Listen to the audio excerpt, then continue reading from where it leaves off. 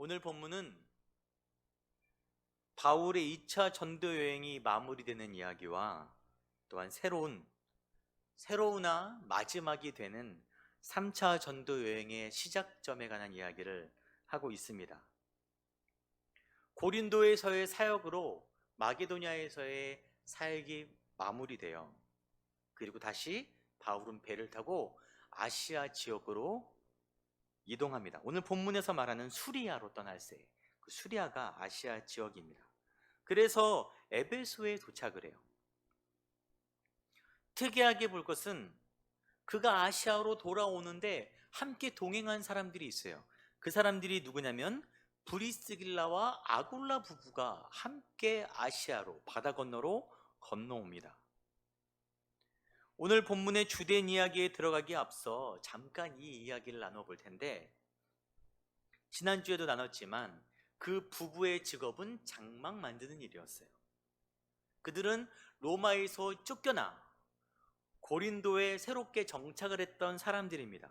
그런데 그곳에서 몇 년 있지도 않은 채, 바울이 고린도에 1년 6개월 있었으니까 그거보다 좀 길어봤자 2년인 거죠. 몇 년 있지도 않은 채 다시 바다 건너 타 지역으로 이동을 하는 거예요. 생업이 있는 분들이 당연히 아시겠지만 이거는 쉬운 결정이 아니죠. 어렵게 정착한 고린도를 등지고 다시 에베소, 바다 건너 아시아로 온 것입니다. 어떤 신학자들은 그들이 아시아의 에베소에 지점을 개설하기 위해서 왔다라고 이야기하기도 합니다. 물론 결과적으로 그들이 아시아의 에베소에서 새로운 일을 시작했을지라도 그들의 의도 중 첫 번째는 바울과의 동역이었어요. 즉 선교 사역이었습니다.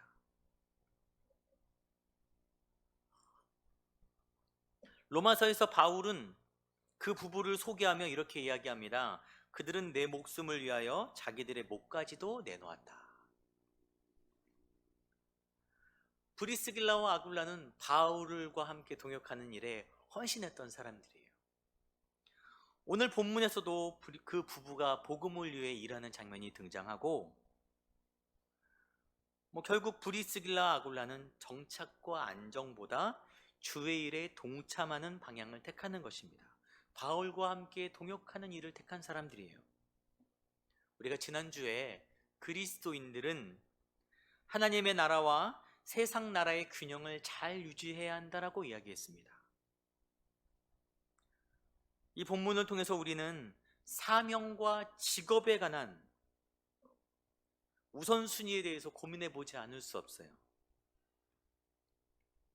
지금 수많은 성도님들이, 저 역시도 순간순간 그런 마음이 들어요. 이 땅의 일에 마음을 빼앗기고 살아갑니다. 내가 무엇을 할지, 내가 어떻게 자리를 잡을지, 내가 어떻게 잘 될지에 마음을 빼앗기고 살아갑니다. 예수를 믿는 목적 또한 어느샌가 이 땅의 일이 잘 되기 위해서 예수를 믿는 나에게 무엇을 주시겠습니까? 라는 이유로 신앙생활을 하는 모습이 되어버렸어요. 여러분, 성경은 사명과 직업에 관한 우선순위에 대해서 명확한 기준을 제시해 줍니다.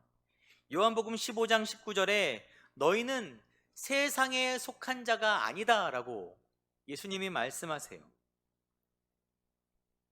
사회의 전문가들, 그 사람들은 10년, 20년 앞을 내다보고 일을 한다고 합니다. 그러나 우리는 10년, 20년이 아니라 하늘을 바라보고 사는 사람들이에요.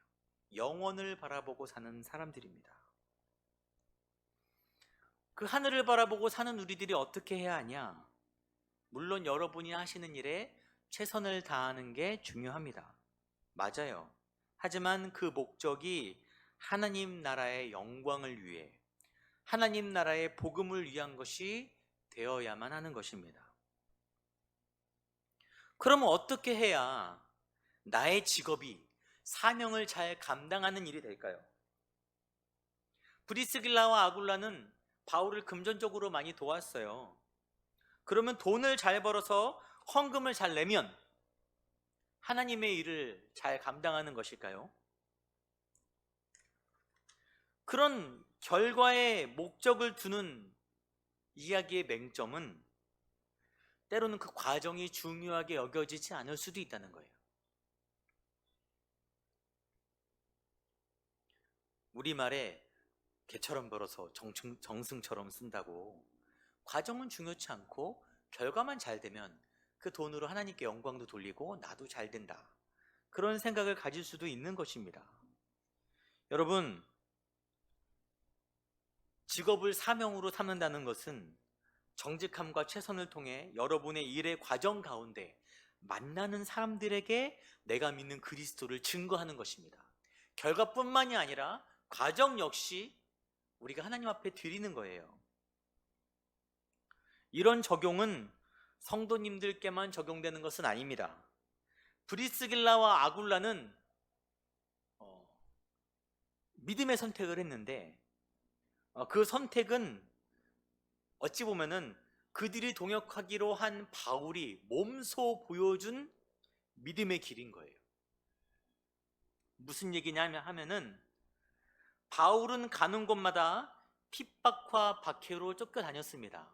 어느 곳에서도 정착해서 잘 사역할 만한 환경이 없었어요. 그러나 고린도에서는 달랐어요. 갈리오 총독의 판결에 의해서 그는 사역의 정당성을 얻었습니다. 사역의 발판을 보장받았어요. 그를 박해할 수 있는 수단이 사라졌습니다. 이전보다 훨씬 안정적인 사역의 길이 열렸습니다, 고린도에서. 그러나 그는 그 자리를 박차고 떠났어요. 고린도에 머물지 않고 고린도를 떠나서 새로운 전도 여행을 시작하는 것입니다. 바울 역시 안정보다는 하나님 나라의 복음이 더 중요했던 사람이에요. 제가 이틀 전에 꿈을 꿨는데, 저희 교회에 성도님들이 가득 앉아 계신 거예요. 개척하고 2개월 만에 코로나가 터져서 아무것도 제대로 못 해본 상황이에요. 그래서 내 마음이 지금 불안한가 라는 고민을 했어요. 요즘 교회의 온라인 예배가 아주 주목되는 이슈입니다. 많이들 이야기해요. 언제까지 이렇게 예배를 드려야 하는가?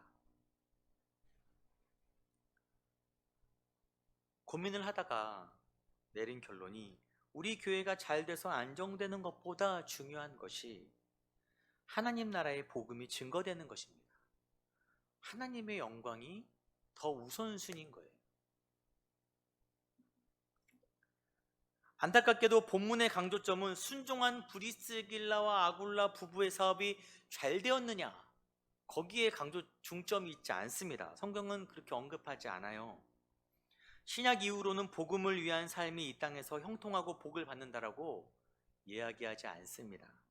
그럼에도 우리의 삶의 목적이, 성도님들의 목적이, 교회의 목적이 항상 복음이 되기를 소망합니다.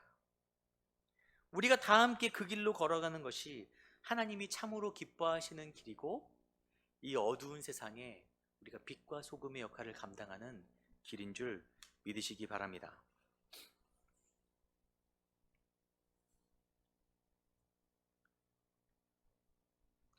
이제 본문의 이야기를 제대로 할 텐데, 바울은 에베소에 브리스길라와 아굴라 부부를 남겨두고 예루살렘으로 향해요. 내가 다녀올 테니까 에베소에 있으라고 하고 혼자서 예루살렘으로 떠납니다. 이것은 예루살렘의 절기를 지키러 가기 위함이고, 두 번째는 2차 전도여행에 대한, 마게도냐 선교에 대한 결과를 예루살렘 교회에 알려주기 위함입니다. 바울 홀로 예루살렘을 거쳐서 안디옥을 방문해요. 여기까지가 2차 전도여행입니다. 여러분, 바울의 전도여행의 구분은 안디옥 지역을 기점으로 나눠져요. 왜냐하면 안디옥 교회가 이방 선교의 전초기지이자 파송교회이기 때문입니다. 안디옥 교회에서 시작해서 안디옥 교회로 마무리됩니다. 바울은 에베소를 떠나면서 이렇게 이야기합니다. 나는 다시 이곳으로 돌아올 것이다. 에베소 지역은 로마 제국의 아시아 지역에서, 로마령 아시아 지역에서 가장 크고 중요한 도시예요. 바울이 아주 중요하게 여긴 지역으로 3차 전도 여행의 대부분 시간을 이곳에서 할애합니다. 무려 3년의 시간을 이곳에서 보내요. 물론 이 에베소에 관한 자세한 이야기는 다음 주에 함께 나누도록 하겠습니다. 오늘 우리가 볼 것은 바울이 에베소에 브리스길라 부부를 남겨두고 자리를 비운 사이에 이 에베소를 방문한 사람이 있어요. 그 사람이 누구냐면은 알렉산드리아 출신인 아볼로라 하는 유대인입니다. 아볼로에 관해서 성경은 이렇게 설명합니다. 이 사람은 언변이 좋고 성경에 능통한 자다. 또한 그는 예수에 대해서 알고 있던 사람이에요. 그의 출신지가 알렉산드리아입니다. 알렉산드리아는 그 당시 많은 디아스포라 유대인들이 거주했던 지역이에요. 성경 연구가 매우 활발했고 알렉산드리아를 부를 때 학문과 문화의 중심지 혹은 지중해의 진주라고 부릴 만큼 그렇게 학문이 뛰어났던 도시입니다. 때문에 그는 성경, 특히 구약이 능통했던 사람이에요. 게다가 예수의 도를 아는 자라고 소개하고 있죠. 그리고 자신이 아는 것을 열심 있게 전하는 자였어요. 종합해 보면은 그는 성경에 박식하고 예수를 가르치는 열심이 있는 사람이었습니다. 그가 에베소의 회당에서 사람들에게 예수를 전하고 있는데 브리스길라와 아굴라 부부가 그의 이야기를 듣고 있는 거예요. 그런데 무엇인가 부족한 것을 느꼈습니다. 성경은 그 이유를 25절에 그가 요한의 세례만 알따름이라. 그는 요한의 세례만 아는 사람이라고 소개되고 있습니다. 이 이야기는 9장에서 바울이 이제 예루살렘을 거쳐서 안디옥을 거쳐서 여러 지역을 둘러서 다시 에베소로 돌아와요. 에베소로 돌아온 이후에 어떤 제자들을 만나는데 그들과 한 대화 중에 이런 내용이 있습니다. 9장 3절에 바울이 이르되 그러면 너희가 무슨 세례를 받았느냐? 그들이 대답하되 요한의 세례니라. 이들 역시 아볼로와 동일한 입장의 사람들입니다. 그리스도인이었지만 아직 요한의 세례만을 아는 이들이었어요. 아마도 이전에 아볼로가 그렇게 가르친 것에 대한 영향을 받은 사람들이라고 여겨집니다. 오늘 본문은 예수에 대해서 배웠지만, 알고 있지만 아직 성령으로 세례를 받지 못한 자, 요한의 세례만을 아는 자들에 관한 이야기를 하고 있습니다. 이 요한의 세례가 무엇이냐? 요한의 세례는 죄사함을 받게 하는 회개의 세례이죠. 우리가 잠깐 요한에 관한 이야기를 해야 되는데, 구약시대에 죄사함을 받는 방법이 있었죠. 그것은 바로 제사를 드리는 것이었습니다.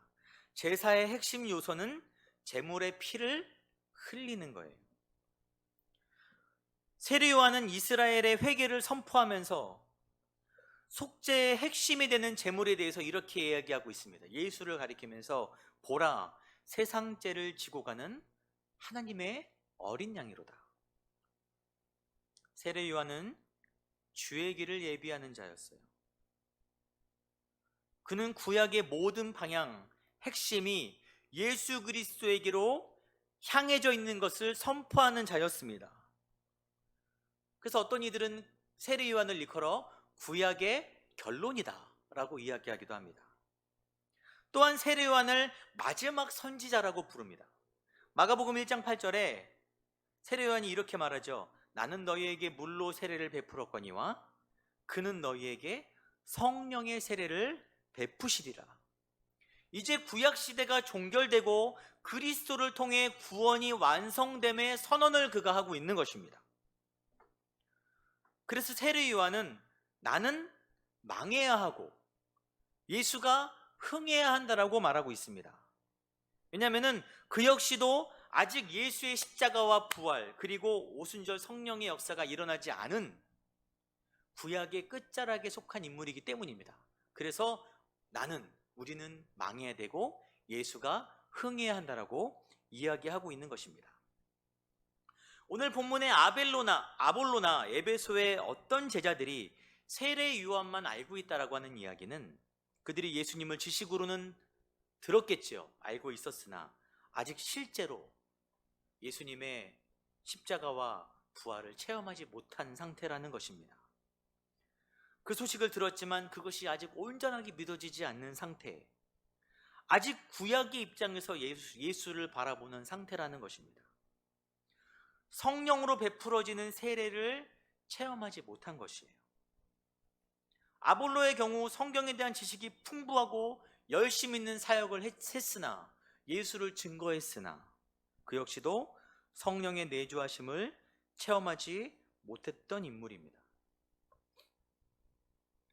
이 이야기는 아주 중요하고 또 어려운 질문을 동반합니다.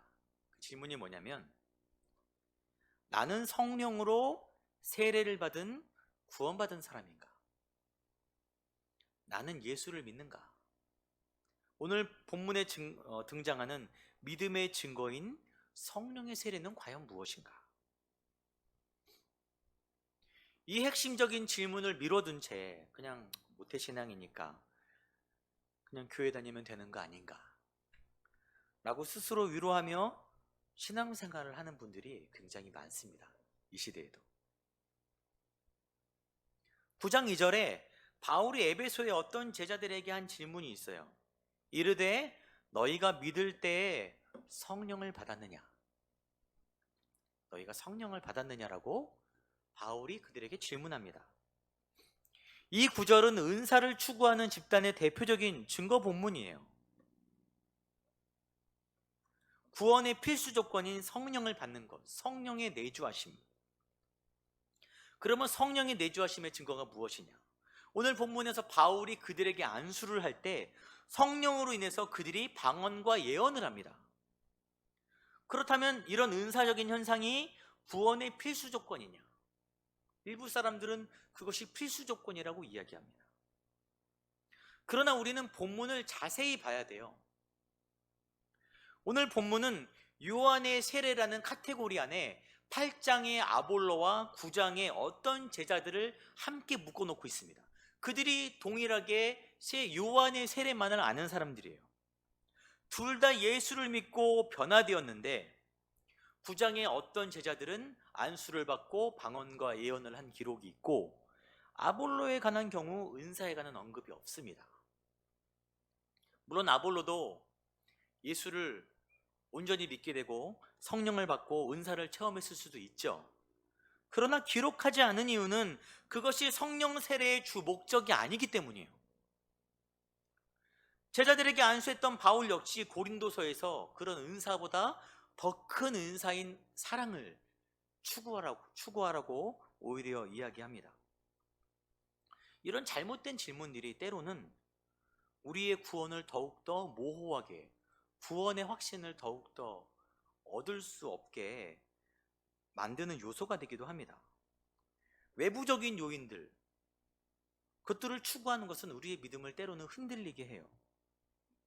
혹은 바르게 배우지 못해서 우리 역시 요한의 세례만 알았던 그들처럼 여전히 율법에 매여서 예수를 바라보고 살고 있을 수도 있습니다.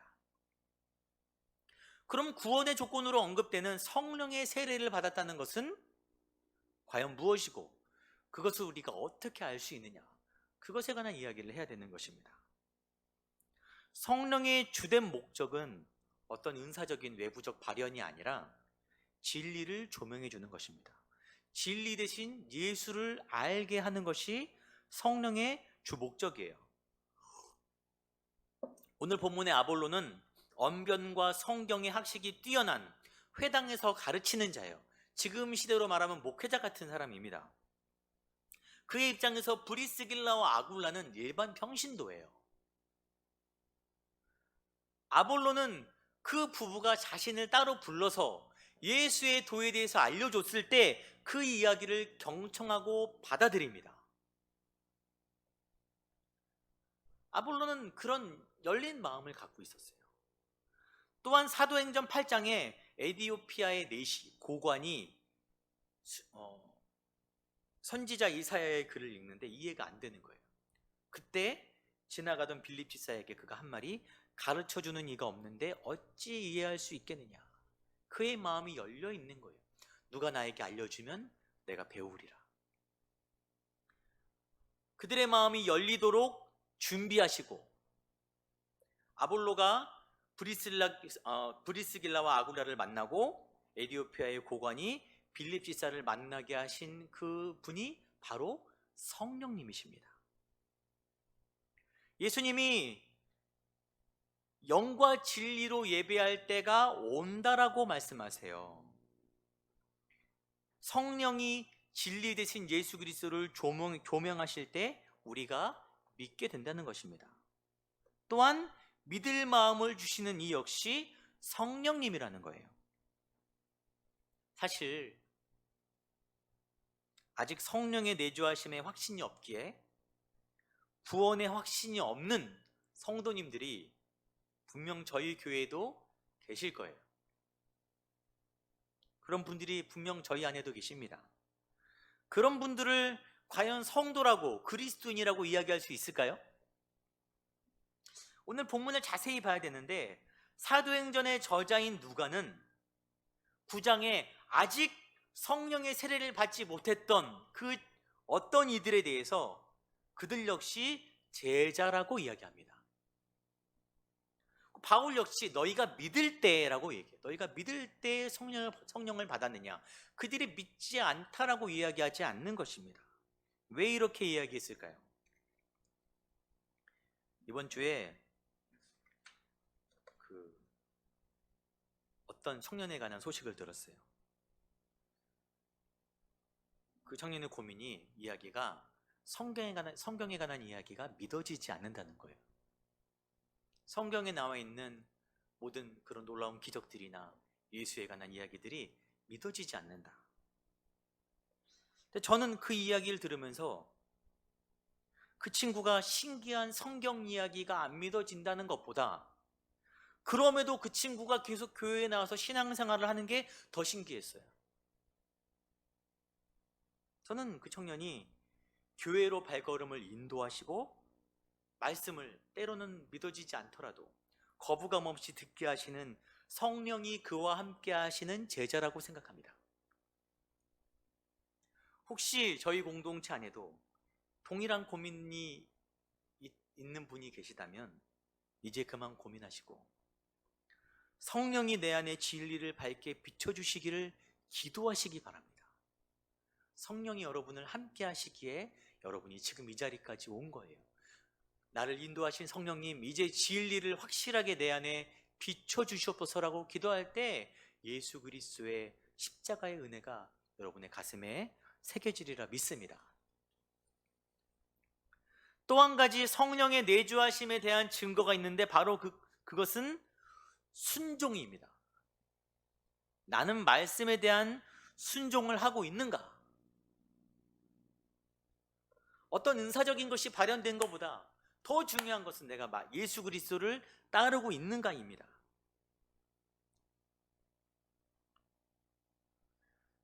이 질문이 훨씬 어려운 거죠. 이 순종에 관한 이야기를 할 때 먼저 이 순종에 대한 구분을 확실하게 해야 돼요. 여러분, 순종이 무엇입니까? 목사 말을 잘 들으면 순종인가요? 교회에서 하라는 것들을 열심히 하는 것, 헌금도 열심히 하고 봉사도 열심히 하고 전도도 열심히 하고 다 열심히 하면 그것이 바로 순종인가요? 아직 구약에 머물러 있었던 요한의 세례만을 아는 이들도 순종을 가리키고 행했습니다. 그들이 더 많은 순종을 요구했어요. 그러나 그것은 율법적인 순종이었습니다. 자격을 얻기 위해 노력하는 강박적인 순종이었어요. 스스로를 올가매고 그 올가맨 그것으로 다른 이들 역시 묶어두는 순종입니다. 그래서 때로는 이 순종이라는 말 자체가 주는 거부감과 갑갑함이 있어요.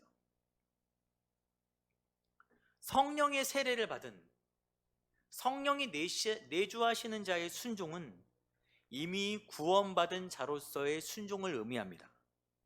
이미 자격을 갖추었기에 쫓기지 않아요.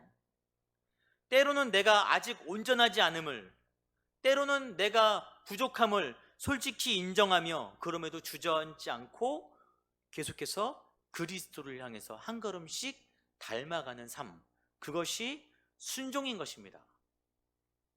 여러분, 성령 안에서의 순종은 순종이라고 말하지만 다른 의미로 자유함에 관한 이야기를 우리에게 해주고 있습니다.